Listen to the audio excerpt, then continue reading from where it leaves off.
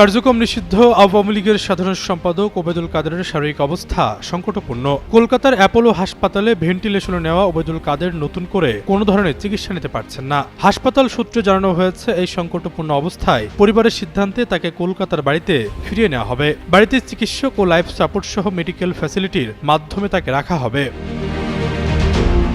জুলাই গণঅভ্যুত্থানের পর ভারতে পালিয়ে যাওয়া ওবায়দুল কাদের কার্যক্রম নিষিদ্ধ আওয়ামী লীগের সাধারণ সম্পাদক। 2 জানুয়ারি আচমকায় তার শারীরিক অবস্থার অবনতি হলে প্রায় জ্ঞানহীন অবস্থায় তাকে কলকাতার বাইপাসের কাছে অ্যাপোলো হাসপাতালে নিয়ে যাওয়া হয়। বার্ধক্যজনিত একাধিক অসুস্থতার কারণে বেশ কিছুদিন যাবৎ শয্যাশায়ী ছিলেন ওবায়দুল কাদের। বিশ্বস্ত সূত্রে জানা গেছে, কলকাতার নিউ টাউনের বাড়িতে চলছিল অক্সিজেন। হাসপাতালের ভর্তির পর তাকে দেওয়া হয় ভেন্টিলেশন। তখনই হাসপাতাল সূত্র জানায় চিকিৎসায় সাড়া দিচ্ছেন তিনি, তবে অবস্থা বেশ সংকটাপন্ন।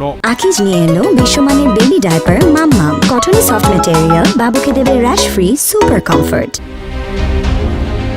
গত জুনে সংবাদ মাধ্যমকে দেওয়া এক সাক্ষাৎকারে ওবায়দুল কাদের জানান, তিনি এখনও কার্যক্রম নিষিদ্ধ আওয়ামী লীগের সাধারণ সম্পাদক। তিনি ভারতের কলকাতায় অবস্থান করছেন বলেও সে সময় উল্লেখ করেন তিনি। ওবায়দুল কাদের জানান, জুলাই গণঅভ্যুত্থানে আওয়ামী লীগের পতনের পর 3 মাস বাসা বদল করে আত্মগোপনে ছিলেন। শেষ পর্যন্ত 3 মাস পর 2024 সালের নভেম্বরে তিনি দেশ ছেড়েছেন।